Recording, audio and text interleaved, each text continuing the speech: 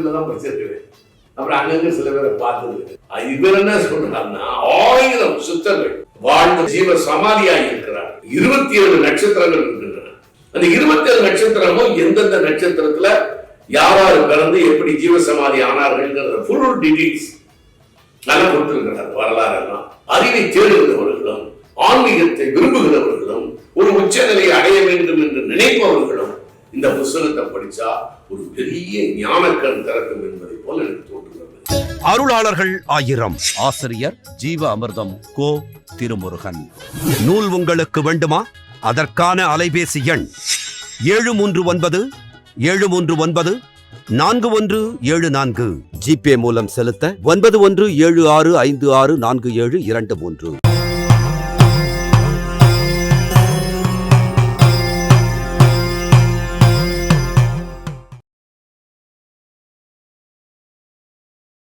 சித்தர் அருட்திரு ராஜகோபால் சாமிகள்.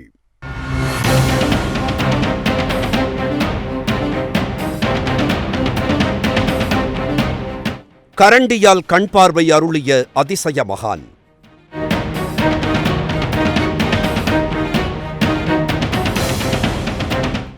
ஏழு வயதில் தண்ணீரில் மிதந்த பிரம்மஞானி.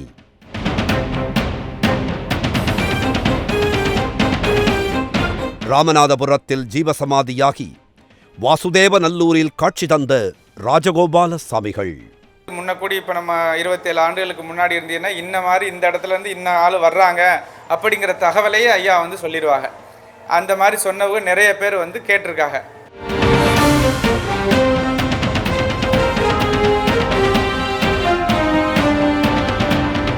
காகபுஜண்டர் காட்சி கிடைத்த பக்தர்கள்.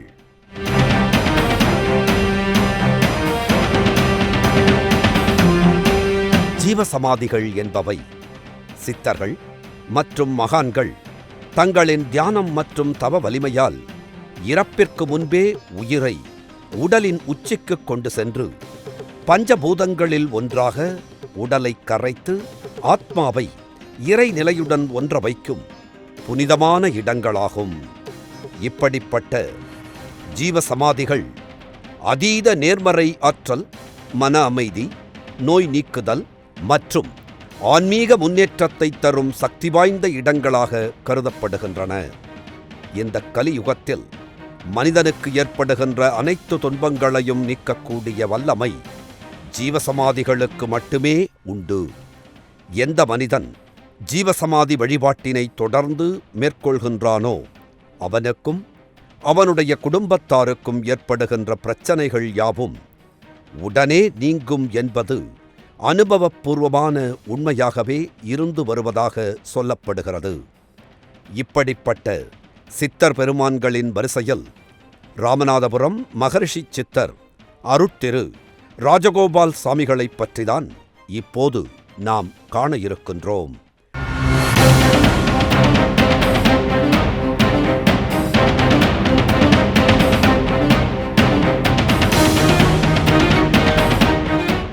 அருட்திரு ராஜகோபால் சாமிகள் தூத்துக்குடி மாவட்டம் கீழஈரால் என்ற கிராமத்தில் தங்கச்சாமி மற்றும் மாரியம்மாள் தம்பதியருக்கு மகனாக அவதரித்தவர் ஆவார். பின்னாளில் இவர் உலகம் போற்றும் சித்தராக மாறுவார் என்பதற்கு எடுத்துக்காட்டாக கோகுலாஷ்டமி நாளன்று ரோகிணி நட்சத்திரத்தில் பிறந்த இவர் இளம் வயதிலேயே ஒரு சிறந்த ஞானி என்ற பெரும்பேறு பெற்றவராக இருந்துள்ளார். கிட்டத்தட்ட 12 ஆண்டுகள் எங்கும் செல்லாமல் வீட்டிற்கு உள்ளேயே இருந்தவாறு பல்வேறு சித்துகளை செய்து தாம் வாழ்ந்த பகுதி மக்களை வியப்படையச் செய்துள்ளார் அருட்திரு ராஜகோபால் சாமிகள். ஒருத்தருக்கெல்லாம் பார்த்தீங்கன்னா கிட்னி ஃபெயிலியரு. அவர் வந்து பெரிய பெரிய டாக்டர்கிட்டலாம் போயிருக்காங்க. அவங்கெல்லாம் போயிட்டு அவருக்கு வந்து இந்த மாதிரி இருக்குது, உடல் சார்ந்து இப்படி கிட்னியில் ஃபெயிலியராக இருக்குது, அதனால் நீங்கள் வந்து கொஞ்சம் பார்த்து இருக்கணும் அப்படிங்கிற மாதிரி சொல்லியிருக்காங்க.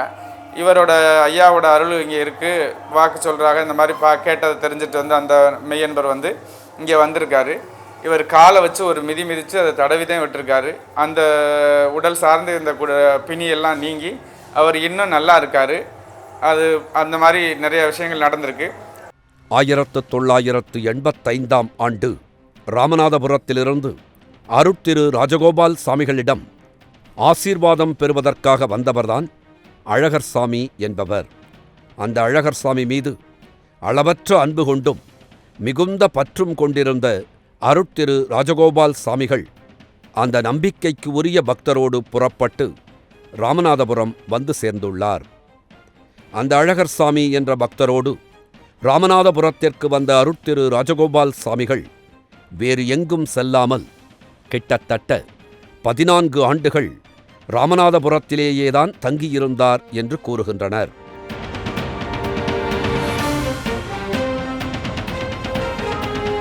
அருட்திரு ராஜகோபால் சாமிகள் செய்த சித்து விளையாட்டுகள், அவர் மக்களுக்கு ஆற்றிய தொண்டு ஆகியவற்றை ராமநாதபுரத்து மக்கள் இன்றும் பக்தி கலந்த மரியாதையுடன் கூறி வருகின்றனர் என்பது சிறப்புக்குரிய செய்தியாகும்.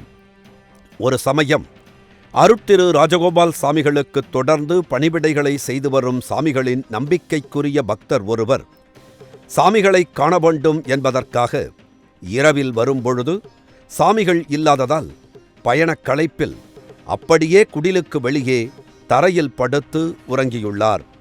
திடீரென அந்த பக்தருக்கு அவருக்கு அருகே யாரோ ஒருவர் படுத்திருப்பது போன்ற உணர்வு ஏற்பட சட்டென எழுந்து பார்க்க ஒரு முதியவர் படுத்திருப்பதைக் கண்டார்.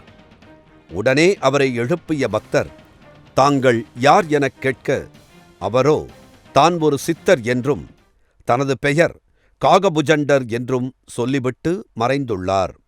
அருட்திரு ராஜகோபால் சாமிகளுக்கு திருத்தொண்டாற்றிய பக்தருக்கு அந்த காகபுஜண்டரே நேரில் காட்சி தந்து அருளியுள்ளார்.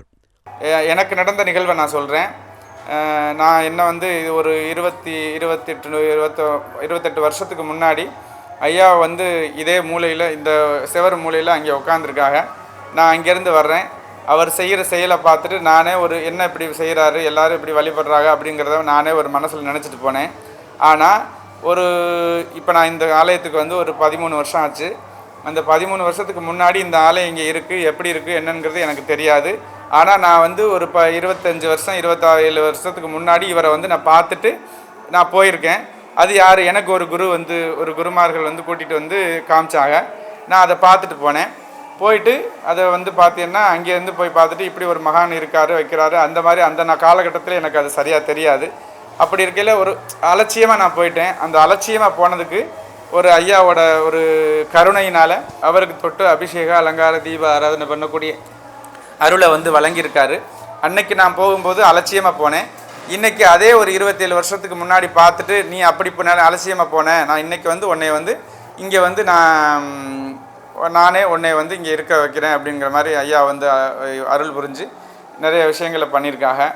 இதில் என்னன்னு பார்த்தீங்கன்னா வேண்டி உண்மையான ஆத்மார்த்தமான ஒரு அருளோட ஒரு விஷயங்களை ஐயாட்ட பிரார்த்தனை பண்ணிட்டு போனால் கண்டிப்பாக அந்த விஷயங்கள் வந்து தீர்வு உண்டு. மதுரையில் இருந்த சித்த வித்தியார்த்திகள் சிலர் மாலைக்கண் நோயால் பார்வை தெரியாது இருந்த ஒருவருக்கு நீண்டகாலமாக சித்த வைத்தியம் பார்த்து வந்துள்ளனர். ஆனாலும் அந்த நபருக்கு கண் பார்வை குறைபாடு நீங்காமலேயே இருந்துள்ளது. அந்த சமயத்தில் மதுரையில் இருந்த சித்த வித்தியார்த்திகள் அருட்திரு ராஜகோபால் சாமிகளின் பெருமைகளை கேள்விப்பட்டு அந்த மாலைக்கண் பார்வை குறைபாடு உள்ள நபரை ராமநாதபுரத்தில் இருந்த சாமிகளிடம் அழைத்து வந்து காண்பித்துள்ளனர்.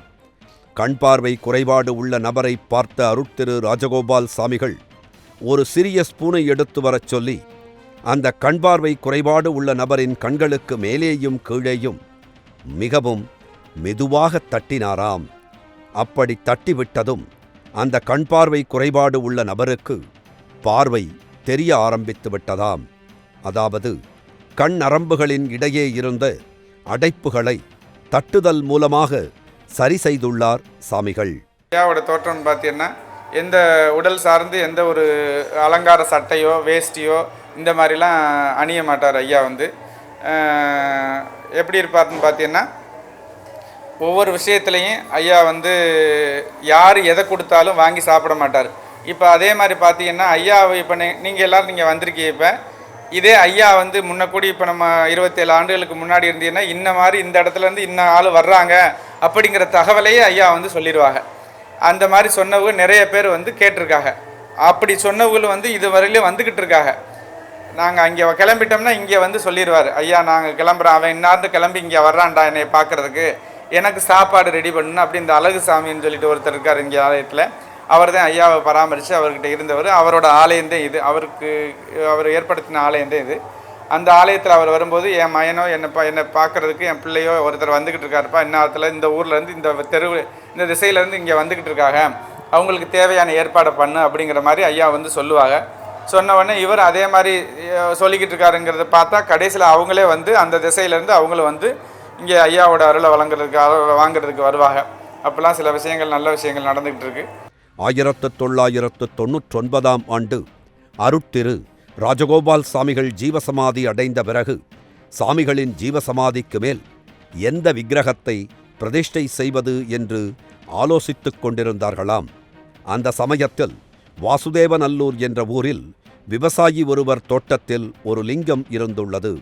அந்த லிங்கத்தை அருட்திரு ராஜகோபால் சாமிகளைப் போன்று வெள்ளை உடை உடுத்திய ஒரு பெரியவர் ஒருவர் லிங்கத்தில் அமர்ந்தவாறு அந்த லிங்கத்தையே உற்று பார்த்து கொண்டிருக்கின்றார் என்று அந்த பக்கமாக வந்து கொண்டிருந்த சிலர் கூற, அந்த நிலத்திற்குச் சொந்தக்காரரான விவசாயி ஓடிச் சென்று பார்க்க லிங்கத்தை பார்த்து கொண்டிருந்த பெரியவர் மறைந்து விட்டாராம்.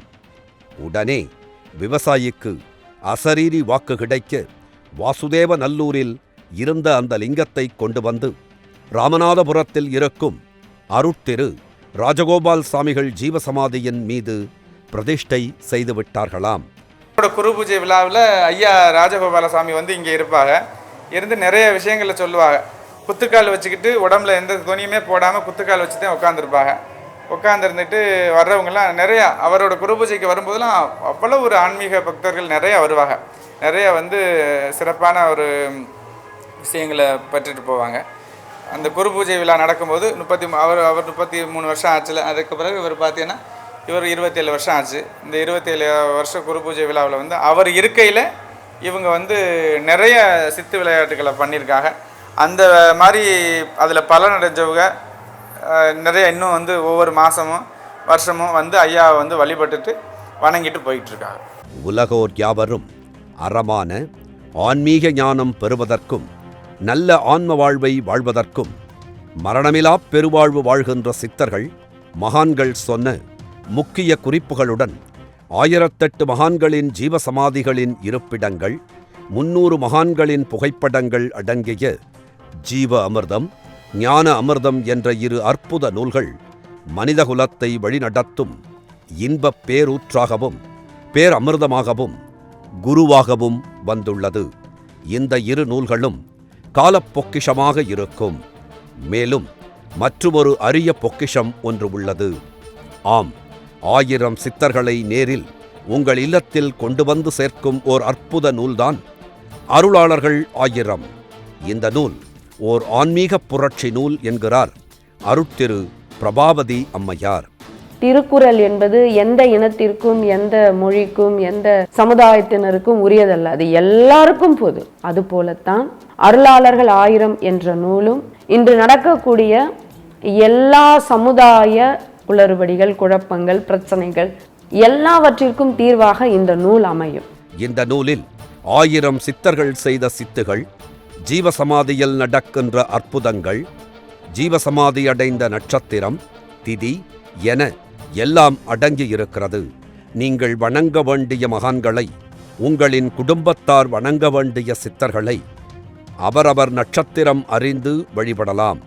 அவயோக நட்சத்திரத்திற்கும் யோக நட்சத்திரத்திற்கும் ஏற்ற சித்தர்களை, மகான்களை வணங்கி அருளைப் பெறலாம். அருளாளர்கள் 1000 நூலில் சித்தர்கள், மகான்கள் வண்ணப் புகைப்படங்களுடன் காலப்பெட்டகமாக அருள் நூலாக வந்துள்ளது. ஆக இந்த 3 அருள் வழங்கும் நூல்கள் ஒரு வீட்டிலோ தொழில் செய்யும் இடத்திலோ இருந்துவிட்டால் போதும். நடக்க வேண்டிய அனைத்தும் நல்லதாகவே நடக்கும். வாழ்வில் வேண்டிய நலன் கிட்டும். பல அன்பர்களின் வாழ்வில் இந்த நூல்கள் மிகப்பெரிய மாற்றத்தை, அதிசயத்தை உண்டாக்கியுள்ளது. சித்தர்களின், மகான்களின் அருள் தேடும் அன்பர்கள் அனைவரும் ஜிபே மூலம் பணத்தை செலுத்தி நீங்கள் இருக்கும் இடத்திற்கே மேலே குறிப்பிட்ட சித்தர்களின் அனைத்து தகவல்களும் அடங்கிய 3 புத்தகங்களையும் வரவழைத்து பலனடையலாம் என்பதை தெரிவித்துக் கொள்கிறோம். நன்றி. வாழ்க சித்தர்கள் புகழ், வளர்க சித்தர்களின் தொண்டு. நன்றி, வணக்கம். பிரணவம் யூடியூப் சேனலை சப்ஸ்கிரைப் செய்து சித்தர்களின் அருளை முழுமையாகப் பெறுங்கள்.